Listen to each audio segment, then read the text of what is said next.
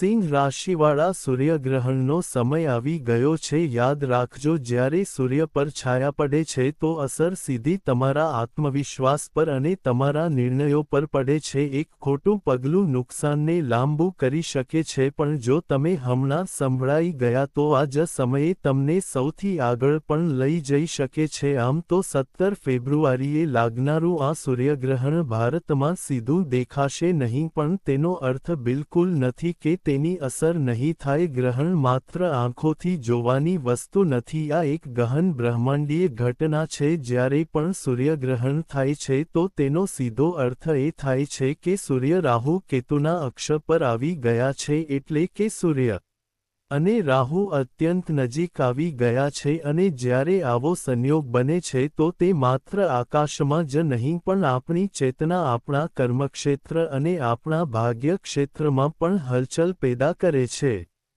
દરેક રાશિ માટે આ ગ્રહણ અલગ અલગ ભાવમાં સક્રિય થાય છે અને તે જ ભાવ પ્રમાણે જીવનના કોઈ વિશેષ ક્ષેત્રને અસર કરે છે। ગ્રહોની સ્થિતિ, ડિગ્રી અને ભાવની પ્રકૃતિ બધું મળીને પરિણામ નક્કી કરે છે અને આજની આ આખી ચર્ચા સમર્પિત છે સિંહ રાશિના જાતકોને। સવાલ એ છે કે સિંહ રાશિ માટે આ સૂર્યગ્રહણનું વાસ્તવિક મહત્વ શું છે? કેમ આ ગ્રહણને હલકામાં ન લેવું જોઈએ?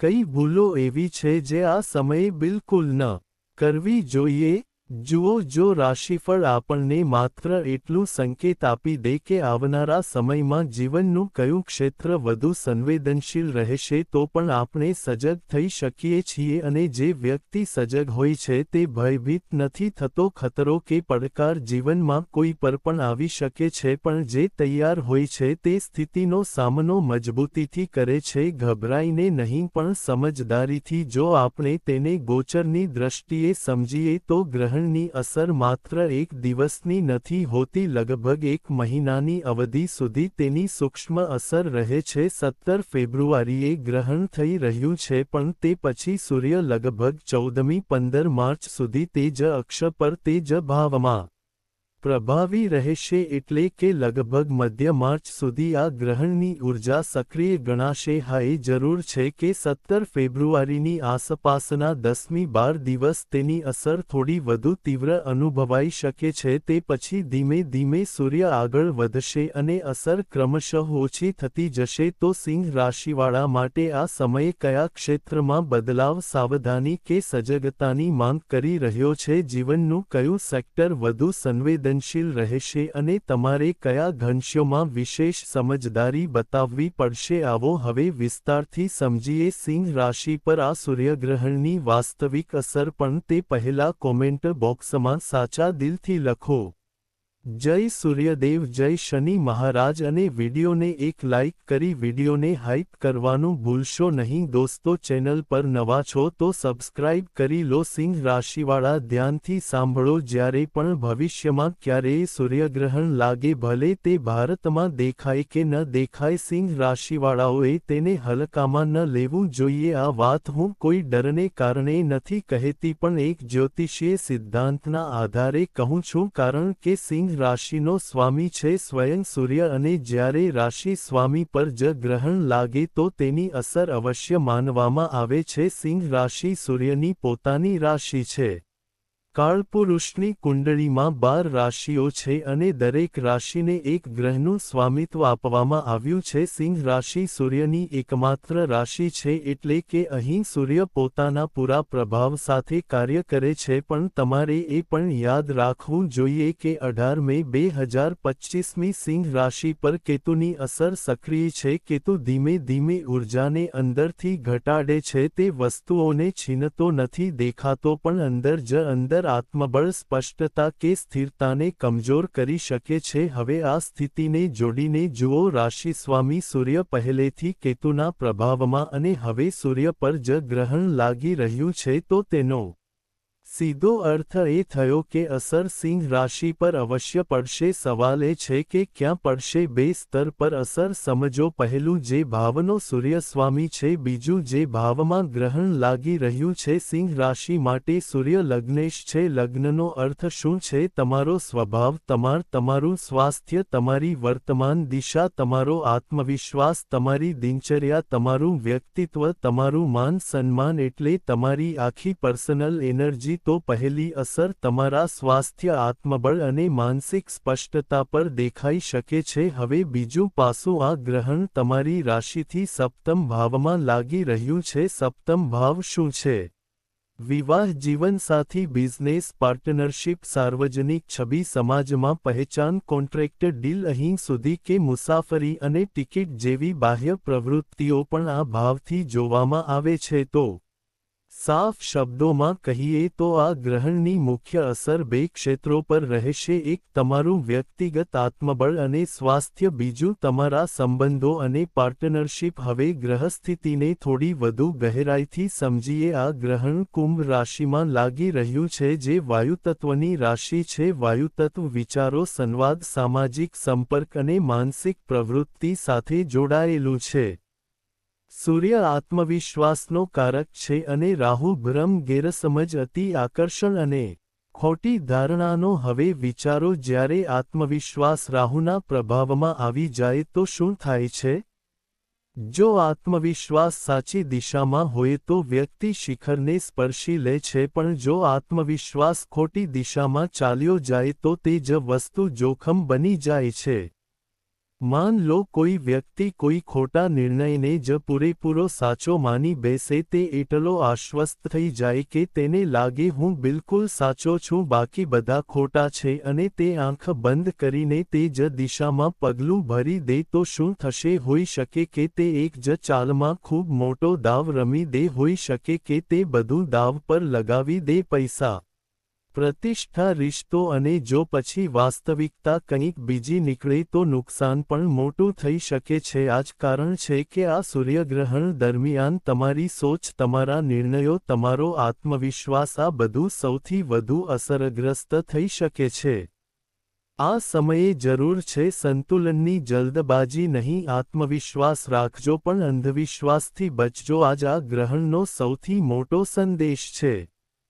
સિંહ રાશિ માટે તો સૌથી પહેલા આ વાત ગાંઠ બાંધી લો. જો જીવનનો કોઈ ખૂબ મોટો નિર્ણય લેવાના છો, એવો નિર્ણય જે તમારા ભવિષ્યની દિશા બદલી નાખે, જેને તમે લાઈફ ચેન્જિંગ કે જીવનનો ટર્નિંગ પોઈન્ટ માનો છો, તો તેને થોડા સમય માટે ટાળી દેવું જ સમજદારી રહેશે. કેમ કે આ સમયે માનસિક સ્થિતિ પૂરેપૂરી સાફ નહીં રહે. જે વસ્તુ તમને દેખાઈ રહી છે તે એવી જ હોય એ જરૂરી નથી. ઘણી વખત આંકડા, પરિસ્થિતિઓ, લોકોના શબ્દો, બધું સાચું લાગે છે, પણ પછી પરિણામ આવે ત્યારે ખબર પડે છે કે આપણે સમજવામાં ભૂલ કરી. રાહુ આત્મવિશ્વાસને ભ્રમિત કરે છે, એટલે કે કોન્ફિડન્સ રહેશે પણ ખોટી જગ્યાએ લાગી શકે છે. હવે એક જરૂરી વાત, આ રાશિફળ આપણે ચંદ્ર રાશિના આધારે કહી રહ્યા છીએ. ચંદ્ર રાશિ મનનું પ્રતિનિધિત્વ કરે છે, એટલે કે આ ગ્રહણ દરમિયાન તમે અંદરથી શું અનુભવશો, તમારી ભાવનાઓ કેવી રહેશે, કઈ વાત પર મન વધુ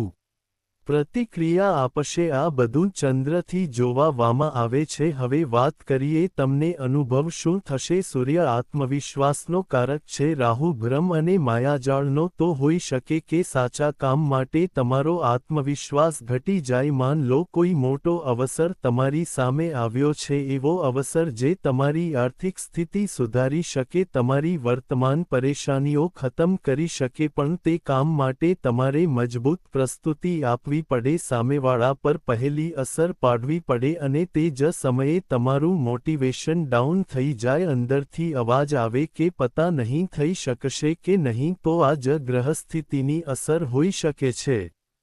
બીજી વાત, તમને લાગી શકે કે લોકો તમારું સન્માન ઘટાડી રહ્યા છે, તમને નજરઅંદાજ કરી રહ્યા છે. પહેલા તમે આ વાતો પર વધુ ધ્યાન નહોતા આપતા, પણ હવે નાની નાની વાતો જોવા લાગે છે. જો કોઈ કામ શરૂ કરતા પહેલા તમે એવું વિચારવા લાગો કે લોકો શું કહેશે, આલોચના થશે તો યાદ રાખજો સમાજની પ્રકૃતિ જેવી છે. તમે સારું કરશો તો પણ આલોચના થશે, ખરાબ કરશો તો પણ. તો પછી ખોટી દિશામાં દિમાગ કેમ લગાવવો? જ્યારે પણ એવું લાગે કે મન આલોચનાની કલ્પનાઓમાં ઊંઝાઈ રહ્યું છે, તરત ધ્યાન પોતાના કામ પર લાવી દો. કોણ શું બોલશે? કોણ કેટલો મોટો અધિકારી છે? કોણ તમારી તારીફ કરશે કે નહીં? આ બધું હમણાં અપ્રાસંગિક છે. એક અને ભાવના આવી શકે છે કે મારી મહેનતનું ક્રેડિટ કોઈ બીજું લઈ જઈ રહ્યું છે. તમને લાગી શકે કે જેટલી મહેનત કરી રહ્યા છો તેટલું પરિણામ દેખાતું નથી. જાણે ગड्ढो ખોદતા જાવ અને ભરાતો જ નથી. અને મનમાં સવાલ ઉઠશે, મારી સાથે જેવું કેમ? આ સમયે તમારી પર્સનલ પહેચાન પર સવાલ ઊભા કરી શકે છે. ધ્યાન રાખજો, રાહુ સૂર્યનો શત્રુ માનવામાં આવે છે અને જ્યારે સૂર્ય જ તમારી રાશિનો સ્વામી હોય તો ક્યારેક પોતાનો જ વ્યક્તિ વિરોધી જેવું લાગી શકે છે. ખાસ કરીને જે લોકો બિઝનેસમાં છે તેમના માટે આ સમય સંવેદનશીલ છે. બે વસ્તુઓથી તરત સાવધાન રહેવું છે. પહેલું, ગુસ્સામાં કોઈ નિર્ણય નહીં.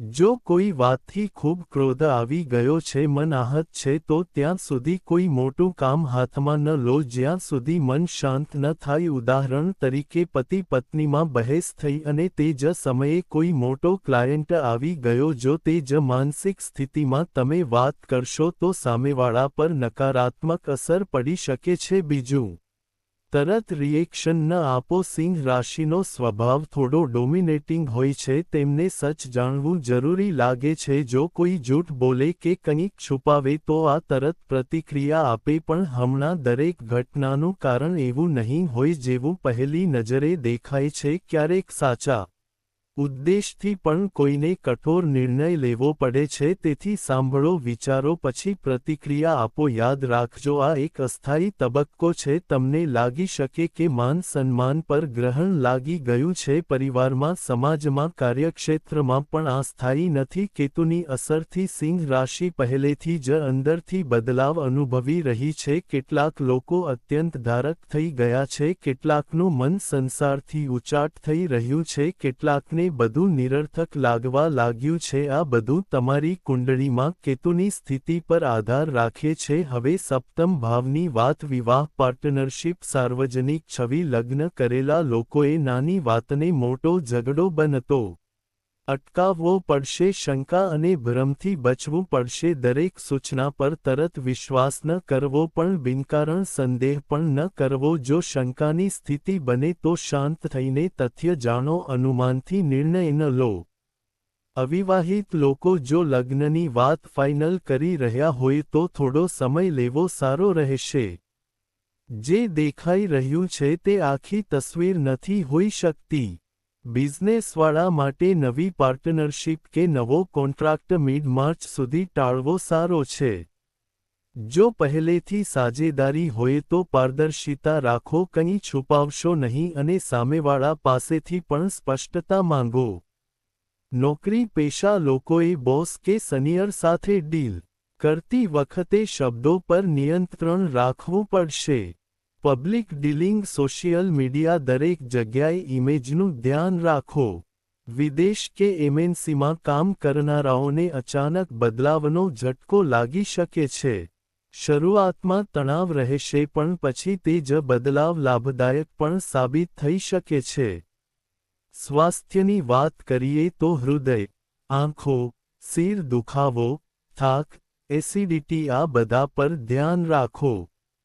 જે પહેલેથી હાર્ટ, ફેફસાં, લીવર કે બીપીના દર્દી છે તેઓ વિશેષ સાવધાની રાખે. વાહન ચલાવતી વખતે સતર્ક રહો. કેતુની અસરમાં ક્યારેક ઈજા કે સર્જરીના સંકેત પણ બને છે, પણ આ પૂરેપૂરું વ્યક્તિગત કુંડળી પર આધાર રાખે છે. હવે ઉપાયની વાત. સૂર્યને અર્ઘ્ય આપો. તાંબાના પાત્રમાં જળ, લાલ પુષ્પ, થોડું ગોળ મેળવીને ઓમ ગૌણી સૂર્યાય નમઃ મંત્રનો જાપ. પણ જો જન્મકુંડળીમાં સૂર્ય પહેલેથી રાહુ કેતુથી ગ્રસ્ત હોય કે સંબંધિત દશા ચાલી રહી હોય તો ઉપાય કોઈ યોગ્ય જ્યોતિષીને પૂછીને કરો. સૌથી સરળ અને અસરકારક ઉપાય પિતાનું સન્માન, પિતાની સેવા, તેમની વાત સાંભળવી, તેમની સાથે સમય વિતાવવો. સૂર્ય પિતૃકારક છે. જ્યારે તમે પિતાનું આદર કરો છો તો તે ઊર્જા તમને આંતરિક કવચ આપે છે. યાદ રાખજો, આ સમય પરીક્ષાનો છે, દંડનો નહીં. સજગ રહેજો, શાંત રહેજો અને નિર્ણય વિચારીને સમજીને લેજો. ગ્રહણ પસાર થઈ જશે પણ તમારી સમજદારી તમને આગળ વધારી દેશે. મિત્રો, જો તમને આ માહિતી પસંદ આવી હોય તો વિડીયોને લાઇક કરો, ચેનલને સબસ્ક્રાઇબ કરીને નોટિફિકેશન ઓલ પર ક્લિક કરજો. ફરી મળીશું એક નવા વિડીયોમાં. ધન્યવાદ.